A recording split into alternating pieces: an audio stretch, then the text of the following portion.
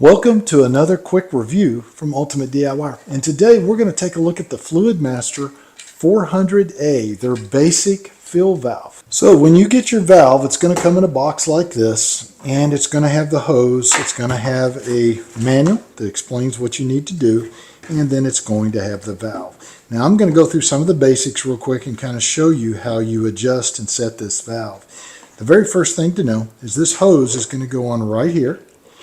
And you are going to have a tube that comes up in the center of your tank, and this will have a little clip, and it'll clip right onto that tube. And what this does is this fills up the actual bowl, not the tank, but the bowl.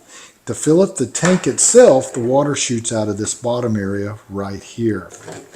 So the whole unit is all plastic, which is great. You don't have to worry about corrosion and things like that inside of the tank.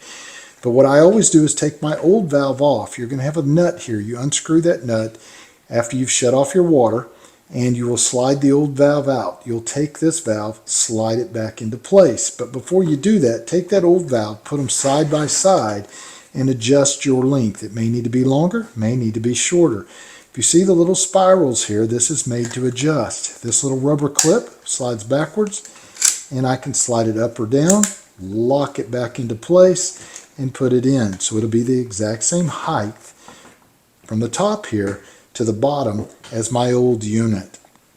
Now when I put that unit in, I want to make sure that this float is going to shut off as the water goes over the top of that valve that this hose attaches to. So to do that, all you're going to do is turn this either clockwise or counterclockwise to adjust this float to get it right where you need it to be. Very simple. That's how you're going to set it up. Now, one other thing you can do if you have an old valve is you can actually open this up and replace the gasket.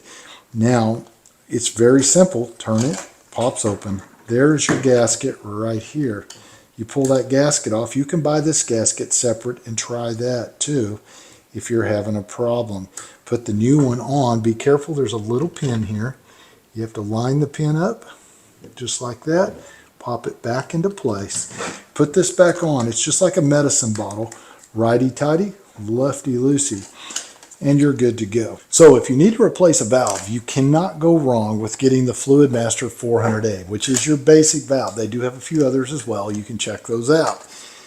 But if you want to make sure it's done right and you don't have any problems and it holds up for years to come, get a Fluidmaster. They are a proven product.